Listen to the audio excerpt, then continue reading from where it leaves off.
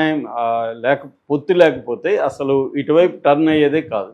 అది కూడా వాస్తవమే. అందుకని గెలిచిన తర్వాత కూడా పవన్ కళ్యాణ్‌కి ఇంపార్టెన్స్ ఇచ్చాడు. అయితే ఇప్పుడు పవన్ కళ్యాణ్‌తో పాటు ముందు నుంచి కూడా వెన్నంటి ఉండడం, జనసేనలో కూడా చాలా కీలక పాత్ర వహించడం, ముఖ్యంగా ఆహ్, జనసేన పార్టీ స్ట్రక్చర్‌ని నిర్మించడానికి, కేడర్‌తో మాట్లాడడానికి, పవన్ కళ్యాణ్‌కి కేడర్‌కున్న గ్యాప్‌ని తొలగించడానికి నాగబాబు చాలా విశేష కృషి చేశాడని చెప్పొచ్చు. అంటే కేవలం ఆయన అన్నగానే కాకుండా ఒక పార్టీ నాయకుడిగా కూడా ఆయన రోలు జనసేనలో చాలా గట్టిగానే ఉంది.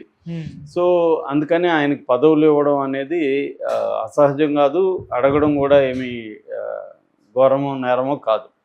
కానీ చంద్రబాబు ఇప్పటి వరకు ఏమీ ఇవ్వట్లేదు. మామూలుగా ఫస్ట్లో మనకి రాజ్యసభ సభ్యుడిగా కోరుకుంటున్నారనేది వచ్చింది. ఎందుకంటే పవన్ కళ్యాణ్‌కి కూడా లాంగ్ టర్మ్ ప్రయోజనాలు, షార్ట్ టర్మ్, ప్రతి పొలిటికల్ పార్టీకి లాంగ్ టర్మ్, షార్ట్ టర్మ్ ప్రయోజనాలు ఉంటాయి.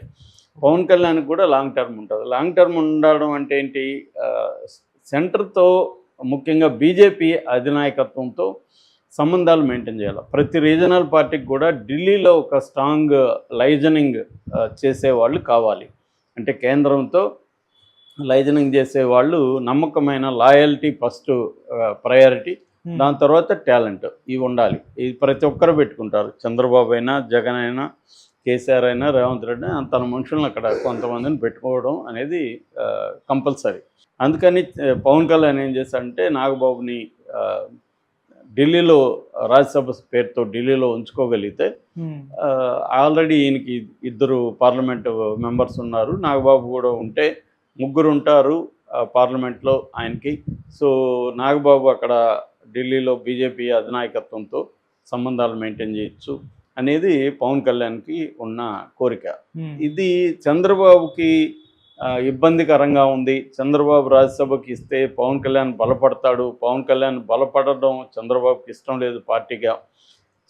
పవన్ కళ్యాణ్ తనకి ఉపయోగపడాలి తప్ప, పవన్ కళ్యాణ్ ఇండిపెండెంట్గా ఎదగి తను రేపొద్దున బీజేపీ పవన్ కళ్యాణ్ కలిసి చంద్రబాబును వదిలిపెట్టి వాళ్ళు పోటీ చేసే పాజిబిలిటీ కూడా ఉంది. దాన్ని మనం ఇప్పుడే కట్ చేయాలి అని చంద్రబాబుకు కూడా ఉండే అవకాశం ఉంది. ఎందుకంటే చంద్రబాబు గోల్స్కి పవన్ కళ్యాణ్ గోల్స్కి మధ్య ఖచ్చితంగా వైరుధ్యం అయితే ఉంటుంది. అది ఎప్పుడు బయటకు వస్తుందనేది తెలియదు, కానీ వైరుధ్యం ఉంటుంది. ఎందుకంటే చంద్రబాబు గోల్ ఏంటంటే నెక్స్ట్ లోకేష్ని సీఎం చేయాలి. తను యాక్టివ్గా ఉన్నప్పుడే లోకేష్ని సీఎం చేస్తే లోకేష్ స్థిరంగా రాజకీయాల్లో సెటిల్ అవుతాడు అనేది చంద్రబాబు గోల్.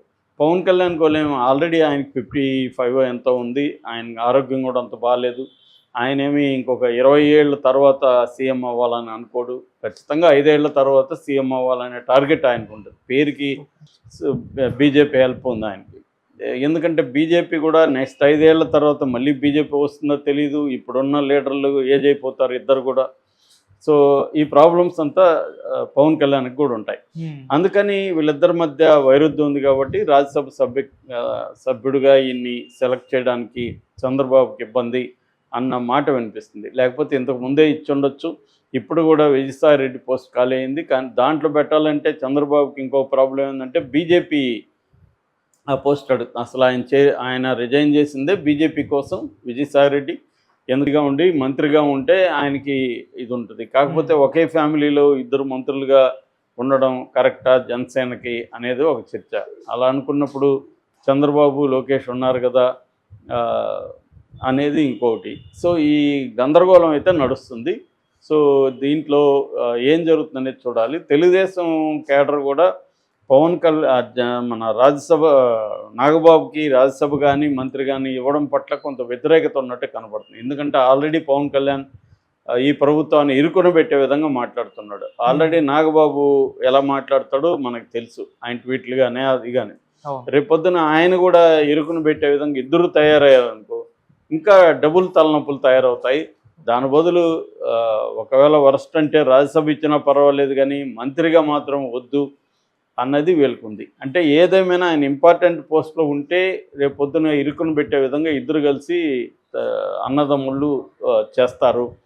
అది కట్ చేస్తే మంచి చంద్రబాబు అనేది కేడర్ కూడా ఉన్నట్టు కనిపిస్తుంది. వీటన్నిటి దృష్టిలో పెట్టుకొని చంద్రబాబు ఎటువంటి నిర్ణయాలు తీసుకుంటాడు అనేది మనం వెయిట్ అండ్ వాచ్. దేశం వాళ్ళు కానీ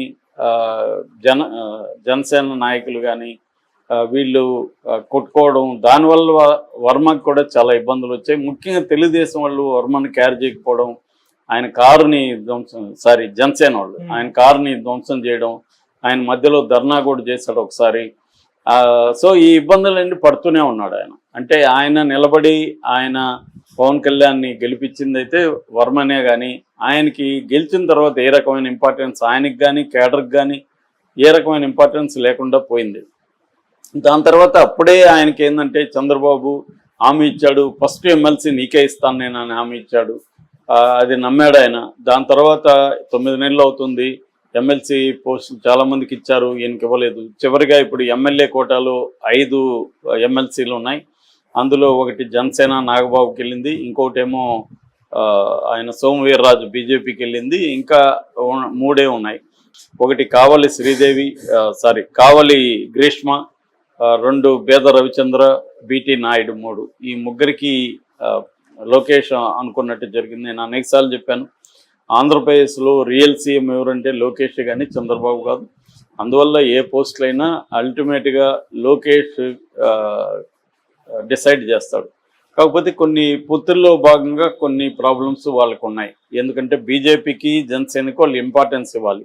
అందుకని బీజేపీకి మామూలుగా అయితే ఇది అవసరం లేదు, ఆల్రెడీ 2 రాజ్యసభ సీట్లు తీసుకున్నారు బీజేపీ వాళ్ళు అనుకున్నారు, కానీ బీజేపీ పట్టువదలలేదు. మాకు ఒకరికి కావాలని చెప్పారు. ఆగమేఘాల మీద ఇక్కడ నుంచి హైదరాబాద్ నుంచి ప్రత్యేక ఫ్లైట్లో పురంధరేశ్వరి వీళ్ళు వెళ్ళి చేశారని ఈనాడే రాసింది. మేఘా వాళ్ళు ప్రొవైడ్ చేశారని. ఇలాగ మొత్తానికి నిన్న ఈ 5 మంది, ఈ 4, అంతకుముందు నాగబాబు నామినేషన్ సపరేట్గా చేశాడు. ఈ 4 వెళ్ళి మన శాసన మండలి ఎమ్మెల్సీ శాసన మండలి రిటర్నింగ్ అధికారి వనితారాణి దగ్గర నామినేషన్ పత్రాలు వేశారు. దీనికి లోకేష్, అచ్చెన్నాయుడు, తర్వాత కందులో దుర్గేష్, సత్యకుమారు, పల్లా శ్రీనివాస్ ఇలాంటి వాళ్ళంతా కూడా అటెండ్ అయ్యారు. సో ఈ క్రమంలో ఏమైందంటే చాలామంది సీనియర్లకి ఇవ్వలేదు. సీనియర్లు కేఎస్ జవహర్ కానీ, బుద్ధ వెంకన్న కానీ, యనమల కానీ, బూరుగుపల్లి శేషారావు కానీ, దేవినేని ఉమా కానీ, ఇలాగ చాలామంది దీనికోసం. అది కరెక్ట్ కూడా, ఎందుకంటే లోకేష్ కాబోయే సీఎం కాబట్టి తను టీముని తను బిల్డప్